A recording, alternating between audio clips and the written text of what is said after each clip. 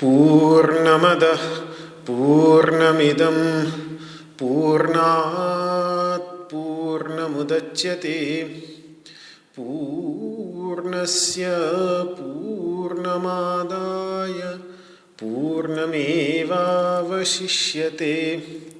ॐ शान्तिः शान्तिः शान्तिः। वसुदेवसुतं देवं कंसचाणूरमर्दनं देवकी परमानन्दं कृष्णं वन्दे जगद्गुरुम्। सर्वोपनिषदो गावो दोग्धा गोपालनन्दनः पार्थो वत्सः सुधीर्भोक्ता दुग्धं गीतामृतं महत्।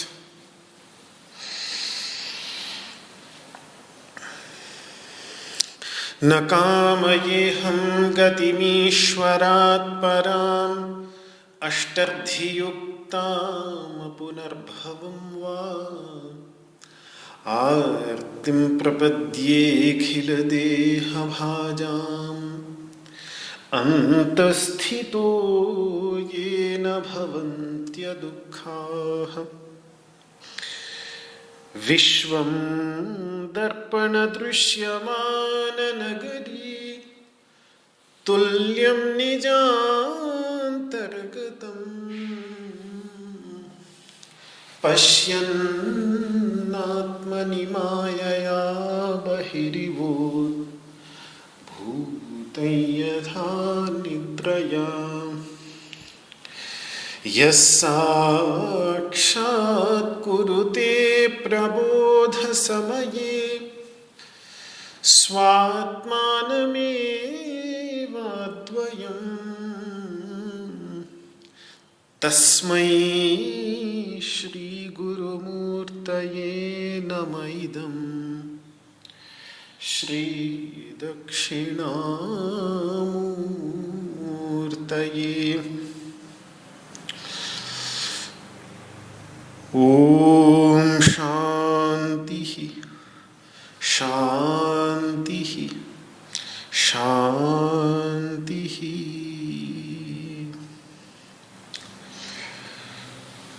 ओम नमो भगवते वासुदेवाय। श्रीमद् भगवद गीता के सांख्य योग नामक दूसरे अध्याय के 41वें श्लोक में भगवान ने बताया कि जो निश्चय से रहित व्यक्ति होते हैं, जो एक तत्व का निश्चय करके उस पर अपनी बुद्धि को एकाग्र करके किन्हीं भी प्रकार के कर्मों को करते हुए उस एक बुद्धि को ही रखकर सारे के सारे कर्म करते हैं, उनकी तरह जो नहीं होते, जो वैसा निश्चय नहीं करते, उनकी बुद्धियों में बहुत सारी शाखाएं निकल आती हैं और फिर इसलिए उनकी अनंत प्रकार की बुद्धियां हो जाती हैं। ये भगवान ने 41वें श्लोक में बतलाया। और अब ऐसे जो निश्चय से रहित, कामात्मा, भोग और ऐश्वर्य में आसक्त होते हुए भी वेद की बातों में लगे रहते हैं, ये न समझकर कि वेदों का परम उद्देश्य है विषय से हटाकर विषयी की प्राप्ति कराना, विषय से हटाकर, विषय जगत से हटाकर उस विषय जगत का अनुभव करने वाला जो तत्व है उसकी प्राप्ति कराना। लेकिन उसको इस बात को ना समझकर, जो वेदैश्च सर्वैरहमेव वेद्यः, जो सभी वेदों के द्वारा परम वेद्य तत्व, पुरुषोत्तम तत्व है, उसमें रुचि न रखकर बस किस प्रकार से वैदिक बातों से हमारी अपनी सुख सुविधाएं, हमारा अपना भोग ऐश्वर्य बना रहे, इसके लिए जो लगे रहते हैं, उनकी कुछ आलोचना भगवान 42वें श्लोक में करने जा रहे हैं, जिसमें मैंने बतलाया कल कि उस आलोचना के मूल में एक संदेश है, जो संदेश हमें समझना है और ठीक ठीक समझना है।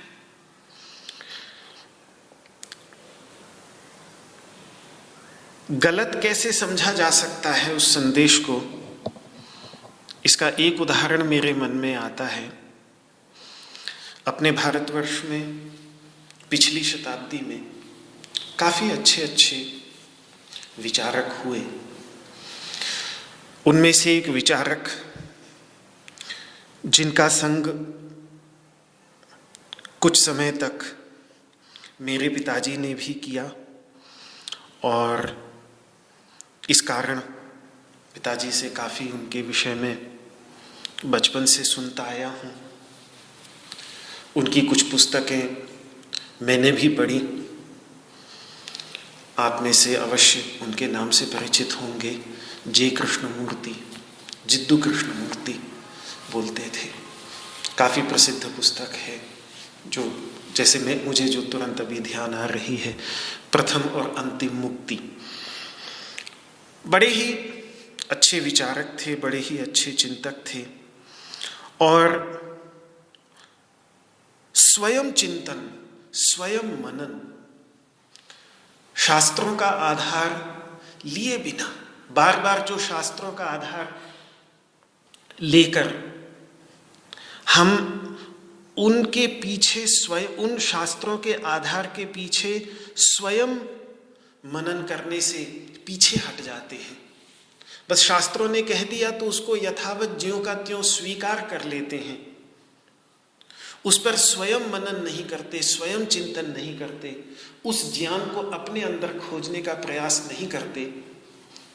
तो उनको इस चीज से बहुत चिढ़ थी, और इसीलिए जब उनके पास कोई प्रश्न या कोई भी किसी से बात भी करते थे, और अगर उनके सामने गीता उपनिषद किसी ने उद्धृत कर दिए तो भड़क जाते थे, कहते थे मुझे मत बताओ गीता में क्या लिखा है, उपनिषद में क्या लिखा है, मुझे ये बताओ कि तुम्हारा अनुभव क्या है, मैं वो जानना चाहता हूँ, मैं वो समझना चाहता हूँ।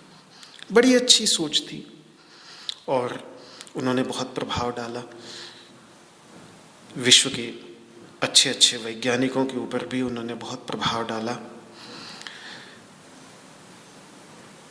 अध्ययन करके देखा तो मुझे नहीं लगा कि बहुत कुछ नया उन्होंने, जो हमारे प्राचीन ऋषि महर्षियों ने जो बातें कही हैं उनमें कुछ बहुत नया उन्होंने कहा, लेकिन इस चीज़ पर जो जोर उनका दिया वो बहुत अच्छा है और बहुत उपयुक्त भी है।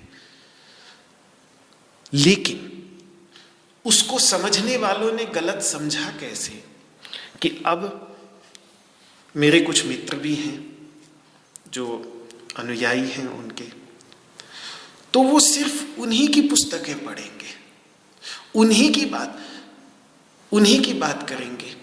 तो मैं अपने मन में प्रश्न सोचता हूँ कि जिद्दू कृष्णमूर्ति तो ग्रंथों की बात ही नहीं करने देते थे, कहते थे खुद अपने अंदर खोजो।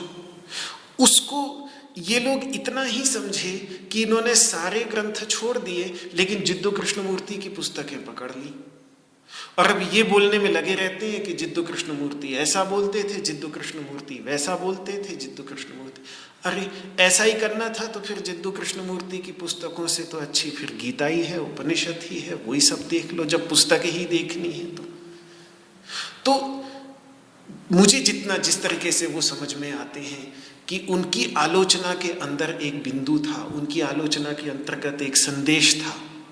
उस संदेश को जब सही तरीके से नहीं समझा गया तो लोगों ने प्राचीन ग्रंथ तो छोड़ दिए, लेकिन उनकी ही पुस्तकों के पीछे पड़ गए।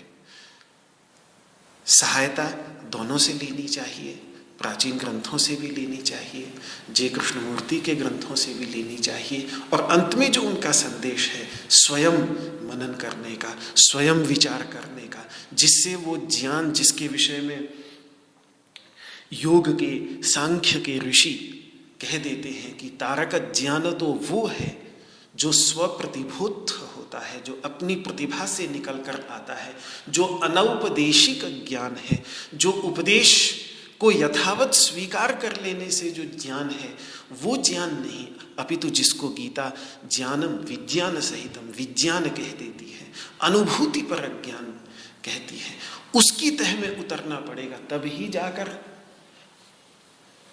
अज्ञान के अंधकार से वस्तुतः मुक्ति मिलेगी। तो उसको बहुत जोर देकर अपनी तरह अपने तरीके से वो कहते थे।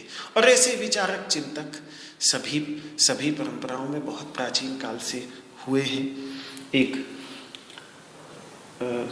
ध्यान के अभ्यासियों में जब मैं कल बात कर रहा था कि बोधि धर्म जब भारत से झान यानी ध्यान लेकर के चीन पहुँचे 1400-1500 वर्ष पूर्व, तो उन्होंने जो वहाँ पर ध्यान की परंपरा, जिसको आज ज़ेन के रूप में कहा जाता है, उस परंपरा में बहुत बड़े हुए संत, शायद 8वीं शताब्दी में या कुछ ऐसा उनका समय है, चीनी संत हैं ह्वेनांग।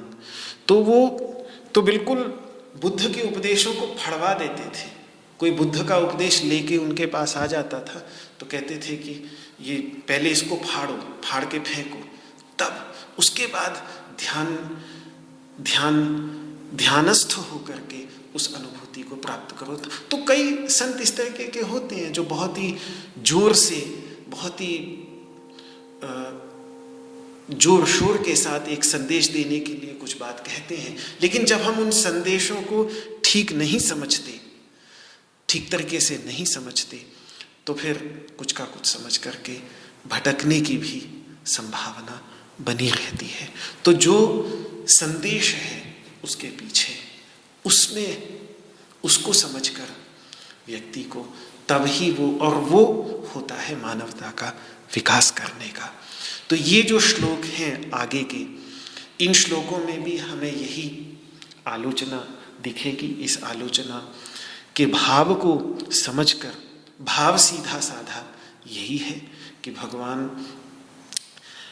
अब निष्काम कर्म के, कर्म योग के उस ऊंचे धरातल पर पहुंचाना चाह रहे हैं अर्जुन को, जहां सकाम भावना से भी किया हुआ कोई भी पूजा पाठ, वैदिक कर्मकांड, कोई भी वहां किसी काम का नहीं, वो सब पीछे छूट जाता है। वहां आर्त भक्त और अर्थार्थी भक्त, इन दो भक्तों से परे का जो भक्त है, जिज्ञासु तत्व, जिज्ञासु भक्त, जो जानना चाहता है उस ईश्वर तत्व को, वो बनाना चाह रहे हैं भगवान। हम में से अधिकतर जो मंदिर में जाते हैं, जो धर्म कार्यों में लगे रहते हैं, कर्मकांड में लगे रहते हैं, वो या तो अर्थार्थी होते हैं, कोई प्रयोजन होता है उससे, कोई सकाम कर्म, कोई प्रयोजन होता है, और या फिर किसी दुख से पीड़ित होकर, दुख की, मैं तो पीछे आश्चर्यचकित हो गया, एक पीछे पढ़ रहा था कहीं कि अरब के कोई किसी देश के, नाम नहीं ध्यान आ रहा है कौन से देश का, शायद दुबई के शेख की बात है कि किसकी बात है, कि वो उनके परिवार में कुछ समस्याएं चल रही थी, तो वो कर्मकांड यहाँ दक्षिण भारत में किसी बड़े मंदिर में और किसी बड़े उसमें कर्मकांड तक करवा रहे हैं। तो बताइए, मुझे बड़ा आश्चर्य हुआ। तो बहुत अच्छी बात है, लेकिन ये आर्त भावना वाले भक्त हैं। शुरू में ये सब ठीक है, अगर इनकी वजह से व्यक्ति आर्त होकर ही सही, अर्थार्थी होकर ही सही मंदिर में आ जाए, भगवान की सन्निधि में आ जाए, ईश्वर की सन्निधि में आ जाए, तो बहुत अच्छी बात है। लेकिन धीरे धीरे आगे भी तो बढ़ना है। आगे बढ़ना यही है कि फिर इन अवस्थाओं से भी ऊपर उठकर, क्योंकि इनकी भक्ति तो फिर तभी समाप्त हो जाएगी। अर्थ मिल गया, भक्ति समाप्त, दुख की निवृत्ति हो गई, भक्ति समाप्त। चिरस्थायिनी भक्ति और अध्यात्म के मार्ग पर प्रगति उसके परिणाम स्वरूप तभी होगी जब जिज्ञासु भक्त बन करके ज्ञानी भक्त बनेंगे। तो भगवान आज उस ओर ले जाना चाहते हैं अर्जुन को, इसीलिए सकाम भावना से किए गए कर्मकांड की कुछ निंदा आगे के 3 श्लोकों में, आलोचना कहें तो वो आलोचना काफी कड़े शब्दों में दिखेगी, तो उसकी भावना यही है। आइए दूसरे अध्याय का 42वां श्लोक, उसका उच्चारण कर ले। हालांकि वाक्य पूरा होगा 44वें श्लोक में जाकर। ये 3 श्लोक जुड़े हुए हैं बिल्कुल, एक श्लोक अपने आप में अपूर्ण है,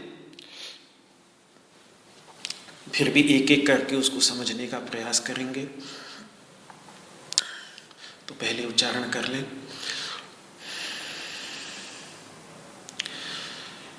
यामिमां पुष्पितां वाचं प्रवदन्त्यविपश्चितः वेदवादरताः पार्थ नान्यदस्तीति वादिनः। यामिमां पुष्पितां वाचं प्रवदन्त्यविपश्चितः वेदवादरताः पार्थ नान्यदस्तीति वादिनः। यामिमां पुष्पितां वाचं प्रवदन्त्यविपश्चितः वेदवादरताः पार्थ नान्यदस्तीति वादिनः। हे पार्थ,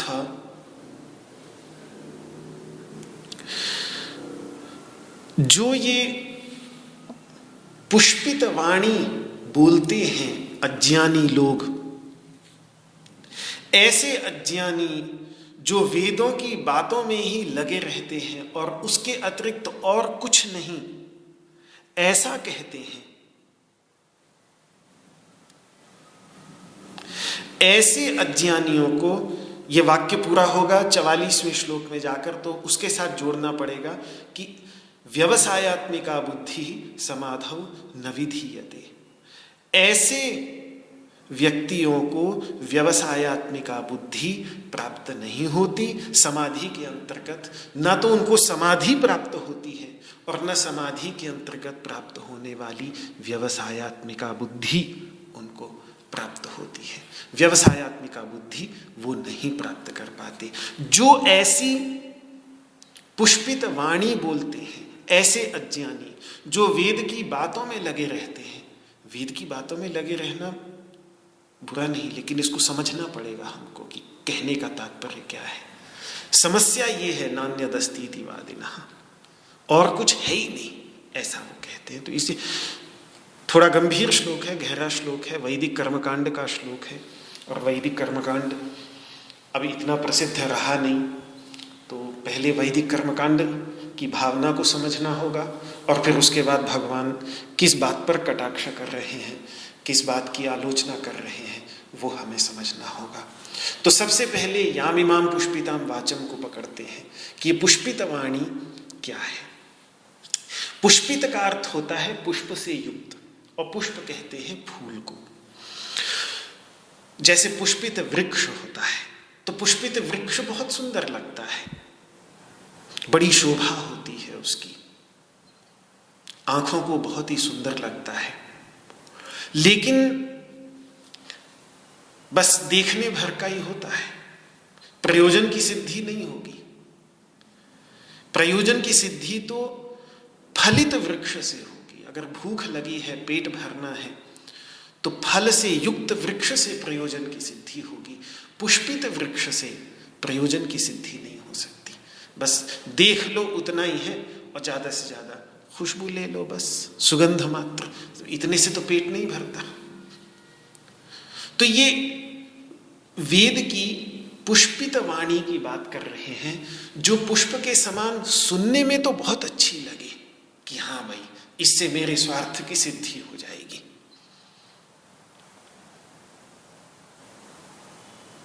तो इसमें उदाहरण देते हैं पुष्पित वृक्ष में, जैसे टीकाकार भाष्यकार लोग किंशुक, जो जिसके फूल शुक के आकार के होते हैं, पलाश भी कह देते हैं, शायद भाषा में ढाक कह देते हैं या टेसू कहते हैं, मुझे ध्यान नहीं। पर आजकल अब ये होली के ही उसमें होता है, तभी फिर उससे रंग भी, पुराने ज़माने में जब तक ये सिंथेटिक कलर्स यानी कृत्रिम रंग नहीं आते थे, तो ऐसे ही इन्हीं पुष्पों से ही होली खेली जाती थी, इन्हीं के रंगों से ही होली खेली जाती थी। तो ये फूल लग जाने पर पूरा का पूरा पलाश का वृक्ष जो है, किंशुक का वृक्ष, बहुत सुंदर लगता है, पर बस दिखने का ही सुंदर है। उस समय उस पर कोई फल नहीं होता, और बाद में भी जो फली लगती है वो बिल्कुल कड़वी, किसी काम की नहीं। ऐसे ही जैसे सेमल का फूल, आजकल तो सेमल का फल बाजार में आ भी रहा है, सब्जी भी खाते हैं, अच्छा स्वास्थ्य के लिए अच्छा होता है, लेकिन कड़वा ही होता है, कोई विशेष स्वाद भी नहीं होता। उसमें आगे फल लगता ही नहीं, पहले ही लग जाता है। फूल लगने के बाद तो, फूल तो बाद में, वही फल आजकल जिसको खाते हैं वही होली तक बिल्कुल फूल की तरह खिल जाएगा, फिर फल नहीं। तो इसी प्रकार से उनकी वाणी सुनने में बहुत प्यारी लगती है, पर अंदर से बिल्कुल खोखली होती है। उस पुष्पित वाणी को सुनने वाले वैसे ही आकर्षित होते हैं जैसे पुष्प के सौंदर्य एवं सुगंध से आकर्षित होते हैं भौरे और मधुमक्खियां, लेकिन हाथ कुछ नहीं आता। ये वहां पर भाव है। वैदिक दृष्टि में क्या है कि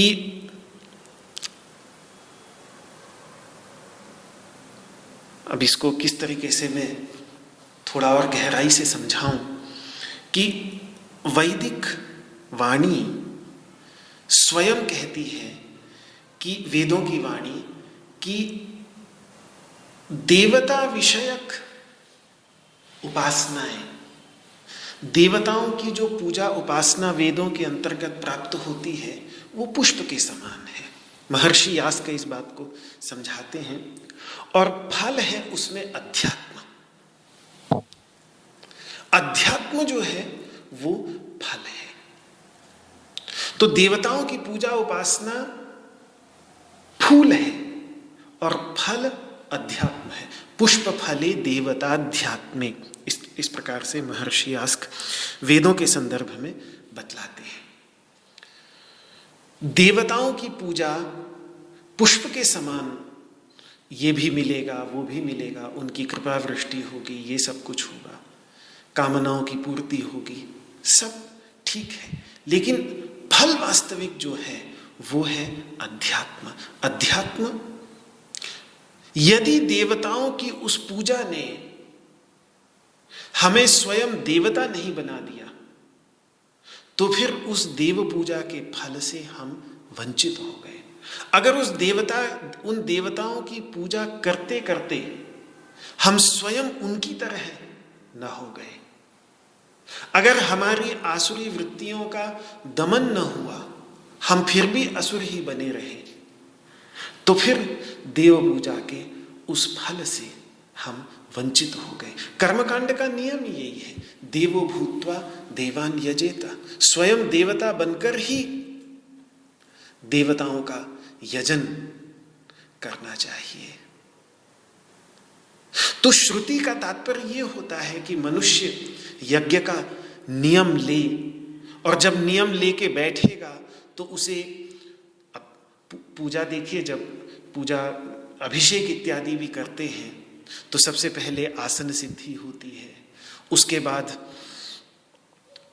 प्राणायाम कराया जाता है, यज्ञ कर रहा है तो अग्नि प्रज्वलित होगी तो आग को सहने का अभ्यास करना पड़ेगा, तितिक्षा आएगी, उतनी देर के लिए मन शांत होगा, उतनी देर के लिए अगर 10-15 दिन का अनुष्ठान करवा रहा है तो उतने 10-15 दिन तक के लिए वो उसका जीवन जो है वो पूरी तरह से देवतामय हो जाएगा, पूरी तरह से शुद्ध जीवन हो जाएगा। उतने समय के लिए कम से कम वो तपस्वी हो जाएगा, त्यागी हो जाएगा, नियम परायण हो जाएगा, उसके अंतःकरण में शमदम आदि आ जाएंगे। कम से कम कुछ देर के लिए नियम संयम आ जाएगा उतने समय के लिए। तो ये सब आए उसके जीवन में।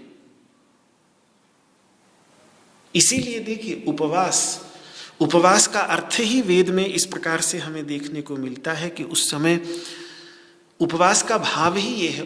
उपवास 2 शब्द है देखिए संस्कृत में, उपवास और अनशन, और दोनों का प्रयोग होता है। अनशन का अर्थ सीधा सीधा है न खाना, अशन मतलब खाना, अनशन मतलब न खाना। लेकिन उपवास बहुत सुंदर शब्द है। जब उपवास करते हैं तो भावना ही ये होती है कि उप यानी उतने समय तक देवता जो तत्व है उसके समीप निवास करना, यही उपासना का भी भाव है। समीप में जाकर बैठना, देवताओं के समीप जाकर बैठना, जिससे हम भी उनकी तरह बने। तो फल वो है कि हमारे जीवन के अंतर्गत उसके परिणाम स्वरूप क्या परिवर्तन आ रहा है वो। लेकिन उसके लिए यदि उस कर्मकांड को हम केवल अपनी इच्छाएं ही तृप्त करने में लगे रहेंगे तो फिर वो देवता बनने से वंचित रह जाएंगे। फिर वो कर्मकांड पुष्पों तक ही सीमित रहेगा, फल तक नहीं पहुंच पाएगा। तो वो वाणी, वो बातें जो केवल पुष्पों तक ही सीमित रखती हों, फल तक न पहुंचा पाती हों, ऐसी वाणी को भगवान पुष्पित वाणी कह रहे हैं। और इस प्रकार की पुष्पित वाणी दिखती है।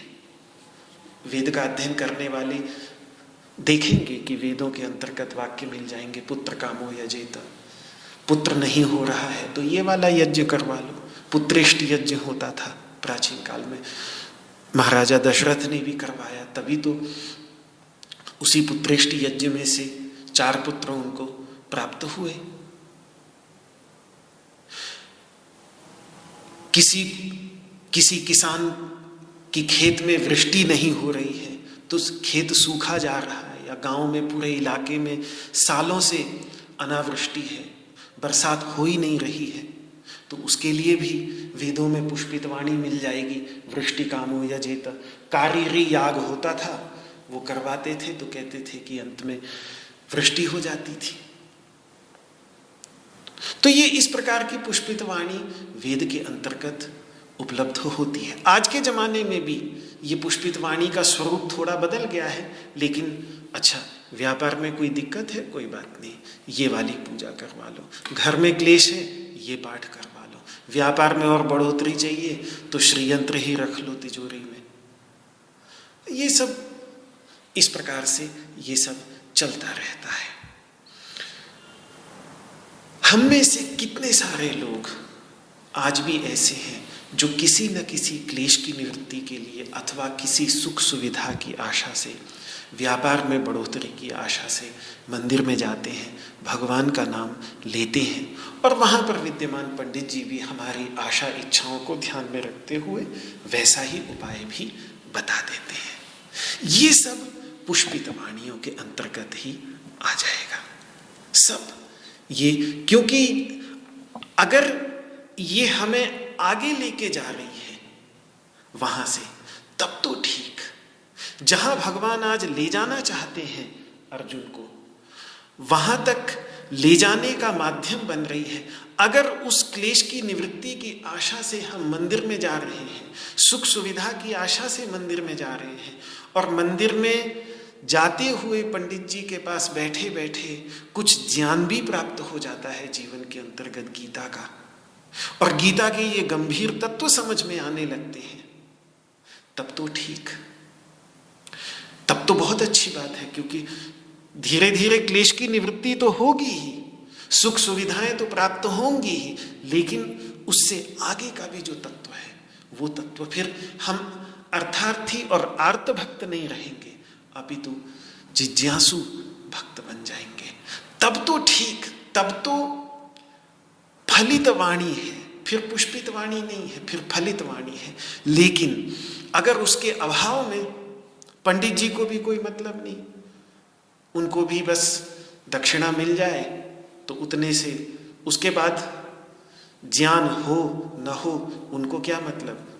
अगर ये भावना के साथ वो उन पुष्पित वाणियों को बोल रहे हैं तो फिर भगवान यही कहेंगे कि प्रवदन्ति अविपश्चितः। ऐसी पुष्पित वाणियों को बोलने वाले अविपश्चित हैं, अविवेकी हैं, उन्हें स्वयं सद विवेक हुआ ही नहीं है। स्वयं सद विवेक हो जाता तो फिर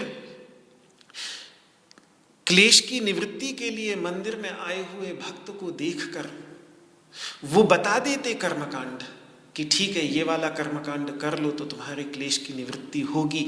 लेकिन अगर क्लेश की सर्वथा निवृत्ति चाहिए तो फिर तो परम क्लेश की निवृत्ति, अविद्या अस्मिता राग द्वेष, ये जो क्लेश के मूल है, जब तक इनकी निवृत्ति नहीं होगी तब तक ये कर्मकांड क्षणिक निवृत्ति कर देगा। लेकिन मूल रूप से जो इसका मूल है अविद्या, अगर पुष्पित वाणी बोलने वाला ज्ञानी हुआ, विद्वान हुआ, तो वो इस बात को समझ लेगा। वो ये समझ लेगा कि आज ये दुखी है बेचारा, व्यापार में हानि हो गई, नुकसान हो गया तो दुखी है, उसकी आशा से मेरे पास आया है, ठीक है दे देते हैं इसको। लेकिन इसके क्लेश का वास्तविक मूल तो अपने स्वरूप की विस्मृति है, अंत में इसको वहां ले जाना है।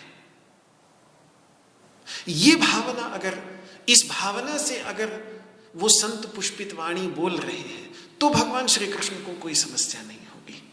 लेकिन अगर वो स्वयं सद विवेकी नहीं है, पुष्पित वाणी बोलने वाला स्वयं ही उसको अभी उस परम तत्व का विवेक नहीं है जिसकी चर्चा सांख्य योग के निरूपण में भगवान ने की थी, तो फिर वो अविपश्चित है, फिर वो अज्ञानी है, फिर वो अविवेकी है। क्यों? क्योंकि उसे वेदों के वास्तविक तात्पर्य का ज्ञान ही नहीं है। अरे वेदों का वास्तविक तात्पर्य तो है ओंकार पदवाच्य उस परम तत्व का निरूपण करना और फिर उसका ज्ञान कराना। यही तो उपनिषदों में कहते हैं, सर्वे वेदा यत् पदमामनन्ति, सारे के सारे वेद जिस पद का निरूपण करते हैं, तत्ते पदम संग्रहेण ब्रवीमि, उस पद को मैं संक्षेप में तुम्हें कहता हूं ओम। वही पुरुषोत्तम तत्व जिसकी चर्चा करते हुए भगवान 15वें अध्याय में कहेंगे कि वेदैश्च सर्वैरहमेव वेद्या, मैं जो पुरुषोत्तम तत्व हूं, सारे के सारे वेद के प्रत्येक मंत्र द्वारा वेद्य, अंत में मैं वही तत्व हूं। लेकिन इस परम तात्पर्य का ज्ञान तो तब होगा जब गहराई से विचार करेंगे। वो विचार तो उन्होंने कभी किया ही नहीं होता। तो वेदों के तात्पर्य का ज्ञान ही नहीं होता, बस वेद की बातों में लगे रहेंगे। वेदवाद रता, वेद की बातों में लगे रहे, वेद की बातें चाहे उनसे जितनी भी करवा लो, वेद की विशेष करके उन बातों में जिनसे या तो इस लोक में या फिर परलोक में सुख के साधन मिलते रहे। बस कि अच्छा ये दुख है तो ये कर लो, ये सुख चाहिए तो ये कर लो, बस उतना ही। उससे आगे दुख की आत्यंतिक निवृत्ति कैसे हो, अज्ञान की निवृत्ति के द्वारा, उस ओर उनकी कोई रुचि नहीं। परमानंद की प्राप्ति कैसे हो, उस ओर उनकी कोई रुचि नहीं। बस वो वेद की इन्हीं बातों में लगे रहेंगे कि जिससे भोग और ऐश्वर्य चलता रहे, भोगों की सिद्धि बनती रहे और अपना ऐश्वर्य बना रहे। ये है वेदवाद रता। वेदवाद के दो अर्थ हैं। वेदवाद का एक तो अर्थ होता है कि बिना वेद के अर्थ को समझे केवल उसका पाठ करते रहना, बस। एक तो ये अर्थ है। अर्थ को समझते तो विचार करते, गहराई में जाते, पर उन्हें तो मंत्र बोलकर कर्मकांड संपन्न करना है, तो अर्थ से क्या मतलब। प्राचीन काल में भी आज से 2600 वर्ष पूर्व जब महर्षि यास्क ने निरुक्त की रचना की, जो वेदों का व्याकरण है, तो उसमें कौत्स नामक एक प्राचीन आचार्य की चर्चा आती है, जिनकी तो बिल्कुल घोषणा थी कि अनर्थका ही मंत्रा, मंत्रों का कोई अर्थ नहीं होता, इनका उच्चारण करो, यज्ञ करो तो यज्ञ का फल मिलेगा, वो फल से हमें मतलब है, मंत्र का तो कोई अर्थ होता ही नहीं है। बड़ी प्रसिद्ध विचारधारा थी प्राचीन काल में, और अपनी विचारधारा की सिद्धि में उन्होंने बड़े तर्क दिए हैं। और इसीलिए तो महर्षि यास्क जब वेदों की व्याख्या करने लगे, वेदों का अर्थ करने लगे, तो उन्हें इस विचारधारा से लोहा लेना पड़ा। महर्षि यास्क को निरुक्त लिखते समय उनको पूर्व पक्ष बनाकर उनके मत की आलोचना करनी पड़ी, और फिर वो अपने मत की सिद्धि के लिए कई मंत्र देते हैं कि स्थाणुरयम भारहर किलाभूत, अरे अधीत्य वेदम न विजानाति योर्थम, जो वेद का अध्ययन करके उसके अर्थ को नहीं जानता, वो तो ऐसे है जैसे एक पेड़ जिस पर फूल तो लगे हैं, लेकिन वो उनका केवल भार हरण कर रहा है, केवल भार उठा। स्थाणु का अर्थ गधा भी होता है, गधा जैसे चंदन भार का वहन करता है, इस प्रकार से वो भार का वहन मात्र करता रहता है। योर्थज्य इत सकलम भद्रमश्नुते, जो अर्थ को जानने वाला है उसे ही कल्याण की प्राप्ति होती है। नाकमेति, वही परमानंद को प्राप्त होता है। क्यों? क्योंकि ज्ञान विधूत पापमा, क्योंकि ज्ञान के जल से उसके सारे के सारे पाप संस्कार धुल जाते हैं। तब महर्षि यास्क को ऐसे ऐसे मंत्र उद्धृत करने पड़ते हैं। यदधीतम अविज्ञातम, जो बिना अर्थ समझे पढ़ा, निगदे नैव शब्द्यते, वो बेकार जाता है। वो ऐसे है जैसे अनग्ना विव शुष्कैथो न तज्ज्वलति करहिचित्, जैसे बुझे हुए हवन कुंड में कोई कितनी भी सूखी लकड़ी डाल दे, वो जलेगी नहीं, आग ही नहीं होगी तो जलेगी कहाँ से। अब कितनी भी लकड़ी और कितना भी ईंधन और कितना भी घी और कितनी भी सामग्री फूंक दीजिए, आग ही नहीं है तो जलेगी कैसे। तो इसी प्रकार से भैया, अगर मंत्र के अर्थ को नहीं समझोगे तो फिर कैसे वो अज्ञान के अंधकार को जलाएगी। और इसीलिए मनु ने भी मनुस्मृति में यही कहा है कि नह्यन अध्यात्मविद कश्चित क्रिया फलम उपाश्नुते। जो आध्यात्मिक गहराइयों को नहीं जानता, वो उस वैदिक कर्मकांड के वास्तविक फल से महरूम रह जाता है, उसका लाभ उसे नहीं हो पाता। पर ये बड़े बड़े आचार्य ऐसा कहते हैं। भगवान पतंजलि ने तो पातंजल महाभाष्य की जब रचना ही की, तो इतना बड़ा ग्रंथ उस समय, आज से 2250 वर्ष पूर्व लिखने लगे तो लोगों ने कहा क्या कर रहे हो आप, इतनी बड़ी पुस्तक महाभाष्य लिखने जा रहे हो? कहते हैं नहीं, ये जो लोग मंत्रों के अर्थ भूल गए हैं वो मंत्रों के अर्थ को दोबारा ठीक ठीक समझ सके, इसके लिए ये लिखना बहुत अधिक आवश्यक है। तो उन्होंने भी ये बात की। लेकिन ये जो हमारे अविपश्चित हैं यहाँ के, वो इस बात को स्वीकार करते ही नहीं। वो वेद के पाठ में लगे रहेंगे। वो ये कहेंगे कि बस वेद के मंत्रों का पाठ कर लो, कर्मकांड में प्रयोग करते रहो, उस कर्मकांड से प्राप्त होने वाला फल तो मिलेगा ही, अर्थ जान के क्या करना है। न जजमान को उन मंत्रों के अर्थ से कोई मतलब है, न पंडित जी को, बस वो मंत्र बोल करके फेरे करवाने से मतलब है, पूजा पाठ करवा देने से मतलब है। और परिणाम तो यहाँ तक कि कितने बार मैंने तो नहीं सुना, लेकिन अपने कुछ मित्रों से सुनते हैं कि कहीं कहीं हाल इतना बुरा है कि कभी कभी अंत्येष्टि और दाह संस्कार के ही मंत्र पंडित जी विवाह में बोल देते हैं, क्योंकि न पंडित जी को अर्थ से मतलब है और न यजमान को अर्थ से मतलब है। तो यहाँ तक वेदवाद रताह की दुर्गति यहाँ तक है। ये तो एक अर्थ है इसका, वेदवाद रताह, मतलब जो वेद के पाठ में लगे रहते हैं लेकिन उसके अर्थ को, उसके तात्पर्य को समझने का कोई प्रयास नहीं करते। अगर अर्थ समझने का प्रयास करते, तात्पर्य समझने का प्रयास करते, तो फिर वो यहीं पहुंचते जहां भगवान अर्जुन को ले जाना चाह रहे हैं, अध्यात्म की ओर। एक तो ये अर्थ है। एक वेदों में वाद होते हैं अर्थवाद। अर्थवाद का अर्थ होता है स्तुति निंदा।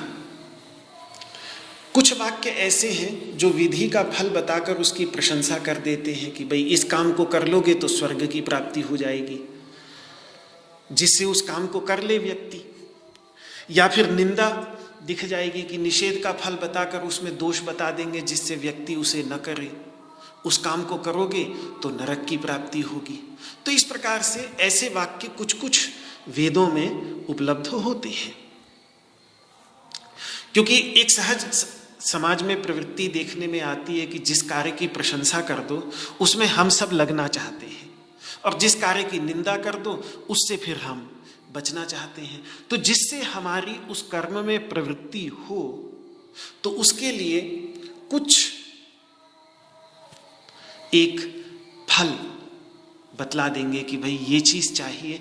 तो कई बार इन अर्थवादों का स्वरूप कैसा होता है, ये वेदों के भाष्यकार ही कहते हैं। ये उदाहरण उन्हीं का है कि जैसे एक बच्चा है छोटा सा, उसको अपने मेरा लाभ किससे होगा ये उसको पता नहीं है। वो बीमार पड़ा है, उसको बुखार आ रहा है, उसका बुखार सही होगा गिलोय पी करके।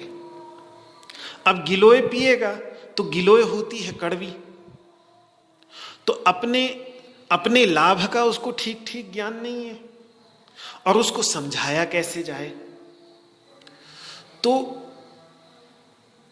मां ये जानती है कि,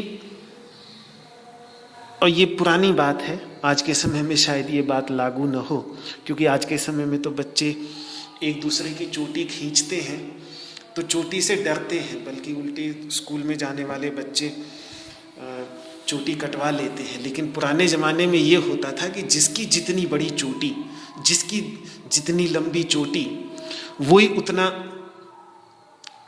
शक्तिशाली और उतना बच्चों के बीच में माना जाता था।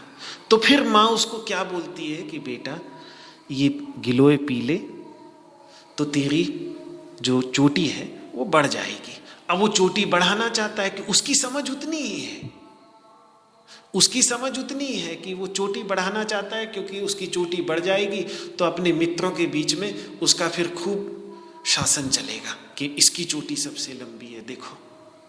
तो फिर उसको उस तरीके से समझाती हैं कि शिखाते वर्धते वत्स गुडुचीम श्रद्धया पिबा, कि बेटा गिलोय पी ले तेरी शिखा बढ़ जाएगी। अब हर कोई जानता है कि गिलोय पीने से शिखा नहीं बढ़ती, चोटी नहीं पड़ती। लेकिन बच्चे की अगर समझ ही उतनी है और उसको उस शुभ कर्म में प्रवृत्त करना है जिससे वो स्वस्थ हो जाए, तो उसकी समझ उतनी नहीं है, तो फिर माँ उसको उसी तरीके से समझाती है। बात यही है कि जैसे बच्चे को ये नहीं पता होता कि उसके लिए वास्तविक रूप से कल्याणकर क्या है, इसी प्रकार से हम में से बहुतों को ये पता तक नहीं कि हमारे लिए कल्याणकर वास्तव में क्या है। तो माँ के समान, क्योंकि वेद के विषय में तो कहा ही जाता है कि माता पितृ सहस्रेभ्योपि अधिको हितैषी वेदः, वेद तो हजारों माता पिताओं से भी अधिक हमारा हित चाहता है। तो कई बार ऐसे व्यक्तियों के साथ वेद के सामने एक ही रास्ता बचता है कि उनकी जो कामनाएं हैं, उनकी जो वासनाएं हैं, उन्हीं का सहारा लेकर उनको आकर्षित करके कल्याण के मार्ग पर चला दे। जिस प्रकार से ये माँ जो बच्चे को स्वस्थ करने के लिए गिलोय पिलाना चाहती है, लेकिन वो पीता नहीं, क्योंकि गिलोय कड़वी है। तो फिर जब वो और किसी तरीके से नहीं मानता, तो फिर उसको कहती है कि बेटा तुझे लंबी चोटी चाहिए थी ना, तो तू पी इसको, जितना तू इसको पिएगा उतनी तेरी चोटी लंबी होती चली जाएगी। अब उसको लगता है कि हाँ मेरी चोटी लंबी हो जाएगी, तो फिर मैं अपने मित्रों के बीच में शक्तिशाली समझा जाऊंगा, तो ये तो जरूर करना चाहिए। तो फिर वो आंखें दबा कर भी और सब कुछ जैसे तैसे उस गिलोय के पानी को पी ही लेता है और फिर स्वस्थ हो जाता है। तो इस प्रकार से कई बार जो वेदों में अर्थवाद हैं, अर्थवाद दिखते हैं, वो इसी प्रकार के होते हैं कि हमारे पुत्र की इच्छा है तो पुत्रेष्टि यज्ञ करवा लो, कर लो, वृष्टि चाहिए तो कारीरी यज्ञ करवा लो। तो इस प्रकार की जो हमारी दैनिक आवश्यकताएं हैं, दैनिक कामनाएं हैं, उन कामनाओं के सहारे कैसे भी आए तो सही वैदिक मार्ग में, कैसे भी इस धर्म के मार्ग पर चले तो सही, एक बार चलना तो शुरू करे बस, कैसे भी। तो उसके लिए कई बार वेद के कुछ भागों में इस प्रकार के अर्थवाद के वाक्य होते हैं। तो ऐसे ऐसे वाक्य मिल जाएंगे वेदों के अंतर्गत। अक्षय्यम हवै चातुर्मास्य याजिना सुकृतम भवति, जो चातुर्मास्य याग करता है उसका सुकृत कभी भी क्षीण नहीं होता। अब कभी भी क्षीण नहीं होता। अरे जो वस्तु उत्पन्न की हुई है वो कभी ना कभी क्षीण होगी ही। उपनिषद साफ कह देती है कि कर्म से प्राप्त होने वाला लोक क्षीण होता ही है, कर्म से प्राप्त होने वाली वस्तु क्षीण होती है, लेकिन फिर भी अक्षय ये कह दिया बहुत लंबे समय तक रहेगा सुकृत, आकर्षित करने के लिए। तो उद्देश्य उनका ये होता है, पर ये जो वेदवाद रता ये उसी में ही लगे रहते हैं, ये सोचते ही नहीं, ये मिथ्या विश्वास से ही संतुष्ट रहते हैं। इन विभिन्न प्रकार के फलों का निरूपण करने वाले अर्थवाद वाक्यों में वेद का परम तात्पर्य यही है कि बस संतान की प्राप्ति करा देना, बारिश नहीं हो रही है तो बारिश करवा देना, बस इतने में ही उनका विश्वास है, इतने में ही वो लगे रहते हैं। इसके आगे की खोज वो कभी भी नहीं। तो जो प्राचीन ऋषि थे, उन प्राचीन ऋषियों का अपना कोई स्वार्थ नहीं होता था, वे ऐसा हमारे कल्याण के लिए ही करते थे। लेकिन अगर ऐसे अर्थवाद वाक्यों का सहारा लेकर कोई अपना लाभ करना चाहे तो फिर वो स्वार्थपरक कृत्य बन जाता है। कृष्ण का कटाक्ष उसी पर ही है कि वे उन्हीं वेद के वादों में, मतलब अर्थवादों में रमण कर रहे हैं, क्योंकि उनको वेद की गहराई से मतलब ही नहीं है। उनकी इच्छाएं वहीं तृप्त हो रही हैं, ये वहीं रत हैं, ये वहीं लगे पड़े हैं, ये वहीं आसक्त हैं। बुद्ध के उपदेशों में भी जब वो ब्राह्मणों को फटकार उन्होंने लगाई है तो उन्होंने प्राचीन ऋषियों को कितना सम्मान दिया। कहा कि देखो वो लोग कैसा तपोमय जीवन व्यतीत करते थे, एक बार भोजन करते थे, पूरी तरह तपोमय जीवन व्यतीत करते थे। तुम लोग राजाओं के यज्ञ कराने के लिए उन्हीं के पीछे दौड़ते रहते हो।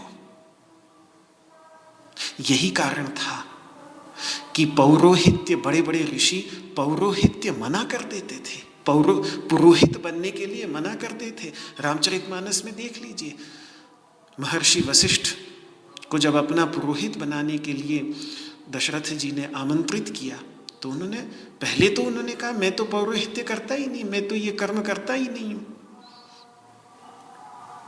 वरना क्या बुरा है पुरोहित का कार्य करने में।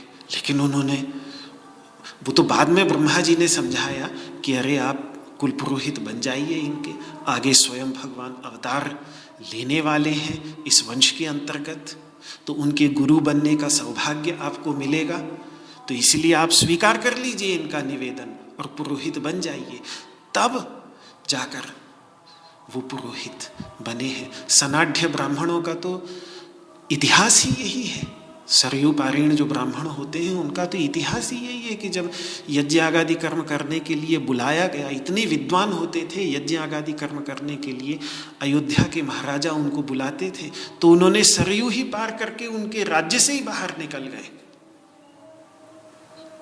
तो इसके मूल में यही भावना होती थी कि वो इस प्रकार के स्वार्थमय कर्मकांड में लगते ही नहीं थे, क्योंकि उनकी पूरी लगन उस वेद के परम तात्पर्यभूत तत्व की खोज में रहती थी।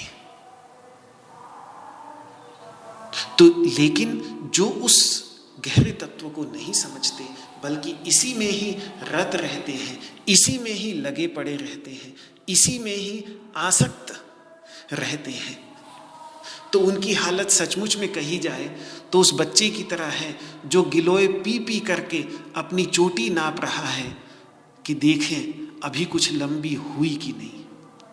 अब एक आध महीने में लंबी तो होनी ही है, तो फिर समझता है कि देखो मैंने गिलोय पी ली तो इसीलिए मेरी चोटी लंबी हो गई।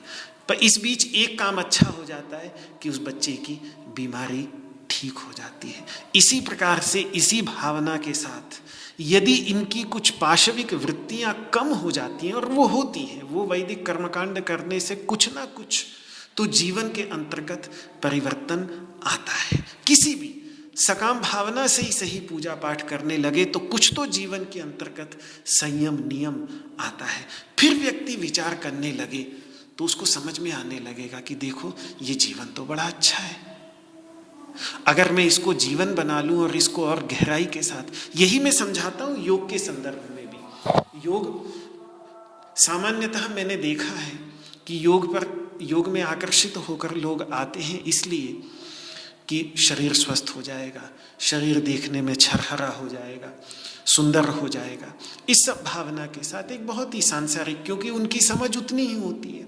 लेकिन देखा मैंने ये है कि कुछ, मैं कहूँगा शायद मुश्किल से 10% या 20% लोग, 10% से 20% तक ऐसे होते हैं जो उस योग की गहराई को धीरे धीरे फिर समझते हैं, आकर्षित होते हैं उसी वजह से शुरू में, लेकिन फिर जब योग की गहराई उनको समझ में आने लगती है तो फिर वो गंभीरता के साथ योग को अपने जीवन में उतारने लगते हैं, और उन लोगों के जीवन से फिर योग कभी निकलता नहीं।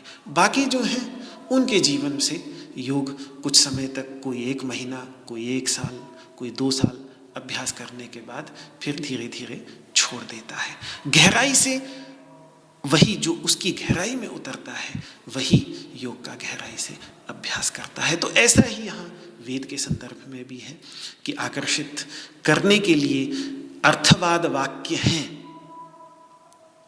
लेकिन उनके माध्यम से आकर्षित होने के बाद उसको, उस साधक को आगे ज्ञान के मार्ग में लगाना है, जहां भगवान अर्जुन को लगाने का प्रयास कर रहे हैं। लेकिन ये जो अर्थवाद में ही लगे रहने वाले हैं, उन्हें वो तो साफ साफ मना कर देते हैं, वो तो कह देते हैं कि और कुछ है ही नहीं, बस यही तो है, इससे आगे तो कुछ और है ही नहीं। ऐसा वो कह देते हैं। इन कर्मकांडियों को, जिन्हें मंत्रों के अर्थ तक से कोई मतलब नहीं, उन्हें इस गंभीर ज्ञान से क्या मतलब होगा?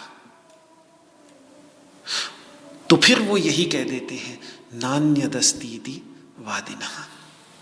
उस विषय सुख से भी बढ़कर कुछ और है आनंद स्वरूप चैतन्य आत्म तत्व, उसकी बात ही नहीं करते, उसकी सत्ता को वे सीधे सीधे नकार देते हैं।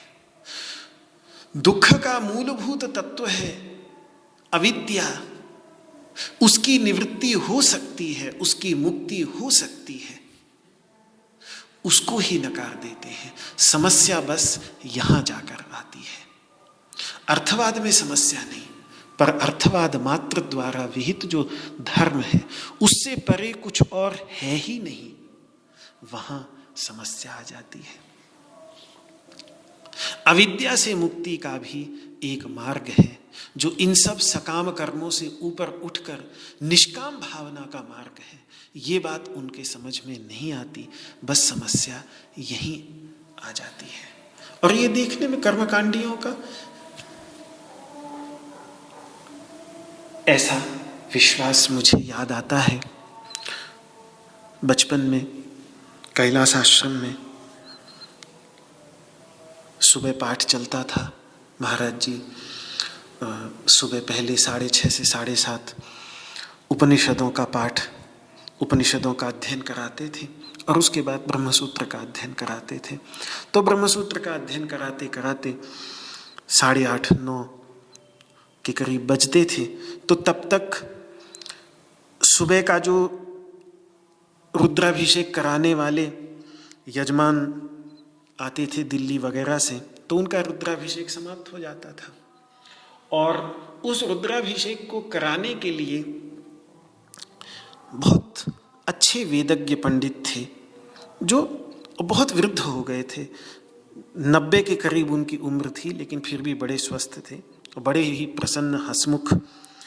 मुझे याद आता है उनका, मुझे भी सत्संग करने का सौभाग्य मिला। तो वो जाने से पहले पाठ में आकर के बैठते नहीं थे, लेकिन गुरुजी को प्रणाम करने आ जाते थे कि वापस घर जा रहा हूँ, तो आके वृद्ध थे, प्रणाम कर लेते थे।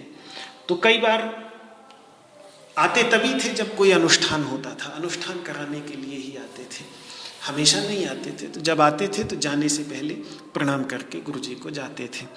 तो कितने बार गुरुजी ये कहते थे कि पंडित जी, इतनों को तो पार लगा दिया, खुद पार कब लगेंगे?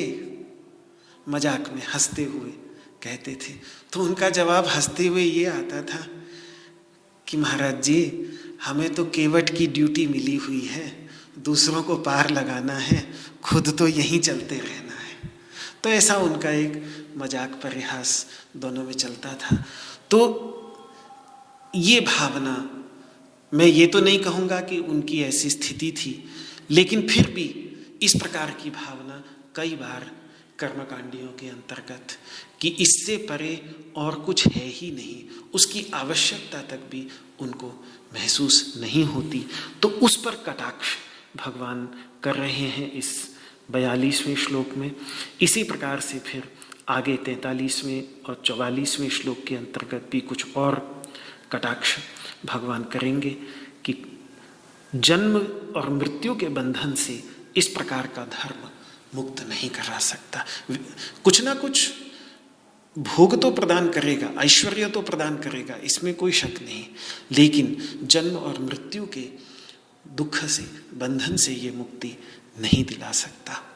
और जिस व्यवसायात्मिका एक बुद्धि की बात कर रहे हैं, उस व्यवसायात्मिका एक बुद्धि की ओर ये धर्म का स्वरूप नहीं ले जा सकता। वो निष्काम धर्म का स्वरूप होगा, निष्काम कर्म का स्वरूप होगा, जो वहाँ तक ले जा सकेगा। आगे के श्लोकों को कल देखेंगे। आज इस वाक पुष्पांजलि को भगवान श्री कृष्ण के श्री चरणों में समर्पित करता हूँ।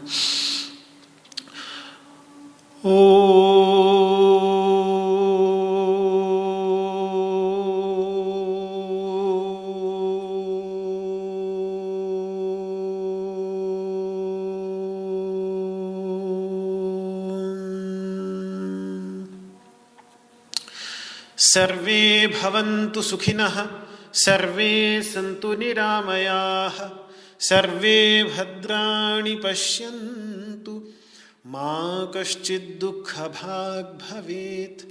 ॐ शान्तिः शान्तिः शान्तिः। न त्वहं कामये राज्यं न स्वर्गं न पुनर्भवं, कामये दुःखतप्तानां प्राणिनामार्तिनाशनम्। श्री कृष्णार्पणमस्तु। आपको मेरा हाथ जोड़ करके प्रणाम। जय श्री कृष्ण, जय श्री कृष्ण, जय श्री कृष्ण।